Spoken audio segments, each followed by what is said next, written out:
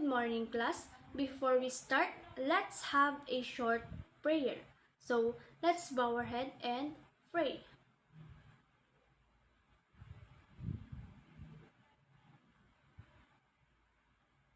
Amen. So, your attendance will be sent to our respective GC or group chat.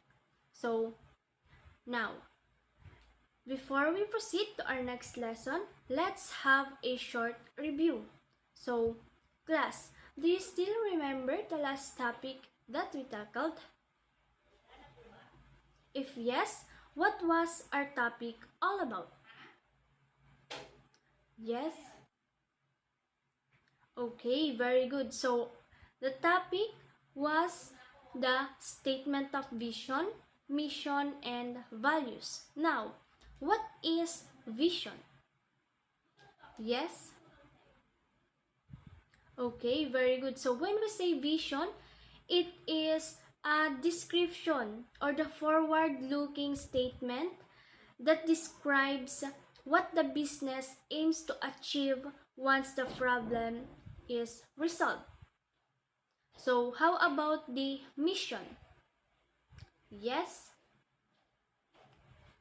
Okay, very good. So, when we say mission, it is a clear statement or description of goals and objectives that presents practical steps to achieve the vision. So, last question is, what is values? Yes? Okay, very good. So, when we say values, it is a clear statement of values critical to culture, integrity, and activities of the business. Now, we can proceed to our topic. So, our topic for today is about the marketing plan.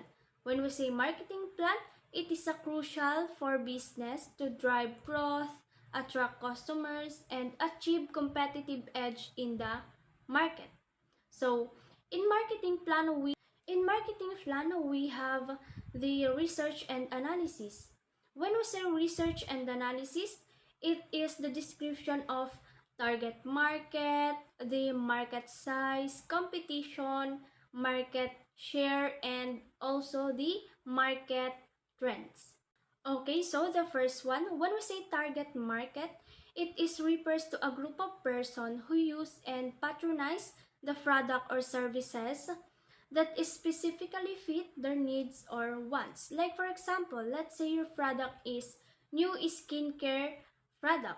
So your target market must be the women who are interested in natural and organic product. So, dito sa target market, ito yung or sila yung mga taong tina-target mo na bumili ng iyong product. The second one is the market size. So when we say market size, it is the number of buyers and sellers in a particular market. Like for example, let's say your product is homemade cookies. So the number of buyers is out of 500, there is only 200 students prefer buying homemade cookies. So iyon yung tinatawag nating number of buyers. Then sa sellers naman, so, ilan ba yung nagbebenta ng ganitong product? Or ilang business ba? Kunwari, sa school, di ba meron 3 kantin. So, sa kantin dito sa malapit sa senior high, malapit sa may grade 10, malapit sa grade 8. So, meron silang mga product na ino-offer na magkakapareho. So, yun yung tinatawag nating number of sellers. Then, number of products. So, iyon yung dalawa na yun, yung tinatawag nating market size. Next is the competition. When we say competition, it includes other businesses that offer the same product or services in the same market.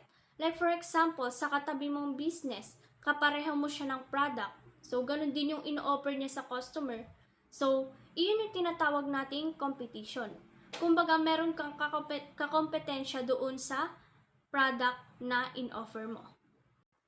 Next is the market share. When we say market share, it is a portion or percentage earned by each company. It could be number of pieces sold or revenue.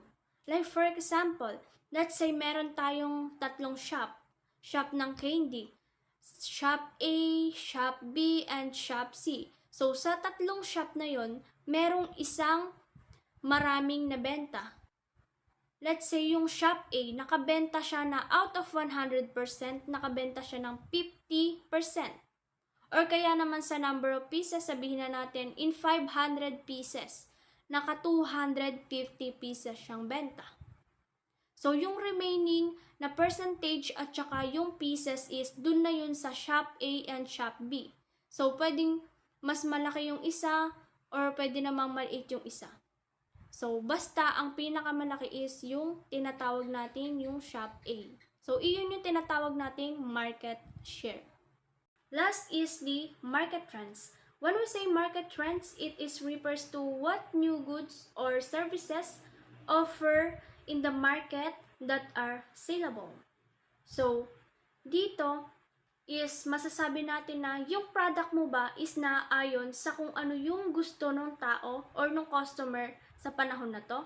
Or kaya naman matatawag ba nating trendy yung iyong product? So, iyon yung sa market trends. Dapat nakakasabay siya sa kung ano yung gusto ng tao or nung ating customer. In marketing plan, we also have the marketing strategies. Marketing strategies, it includes the 4 P's, the product, price, promotion, and place. So the 4 P's are essential factors in the marketing goods and services in the public. The 4 P's all work together to reinforce the positioning strategies which based on what your customer target wants or needs. The first one is product, as one of the marketing strategies wherein we need to study and take consideration on the product life cycle since it really affects sales and also the behavior of the product. Product as part of the research, dapat based siya sa needs and wants ng community and dapat naayon din siya sa kung ano yung gusto ng mga customers sa gantong panahon. Kumbaga matatawag natin siyang trendy para maka-gain or mas maraming bumili ng product natin. So, that is the product. The second P is price. Price is the cost of product or services. This is how much you sell your product. That is why kailangan bago ka maglagay ng price or mag-decide ng ipepresyo sa product mo, dapat i-calculate or i-compute mo ng maayos yung real price and its value.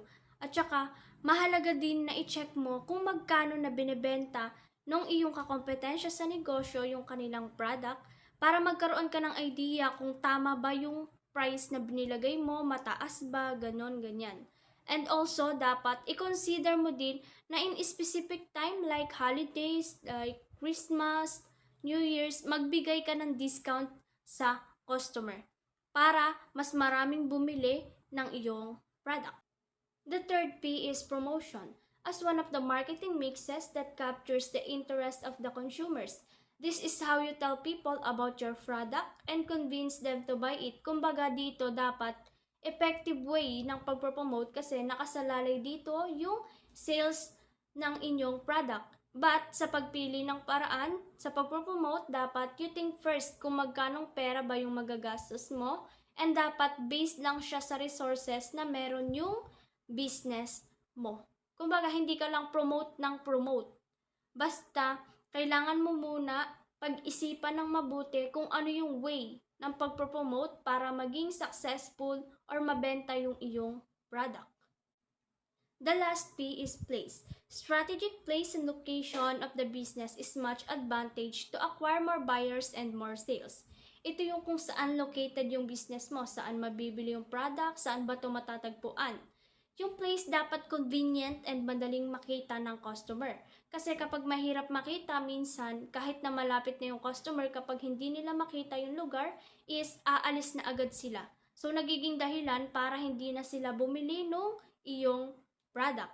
Kaya dapat nasa madaling makita or nasa lugar kung saan madaling makita yung inyong business. That's it for today. Your activity, I will give it in our GC and also the assignment. Your quiz will be on face-to-face. So, if you have any question, clarification, you can ask me in our GC. Or kaya naman, i-message nyo ako kung ano yung tanong nyo or gusto nyong i-clarify about dun sa ating lesson. So, that's all. Thank you.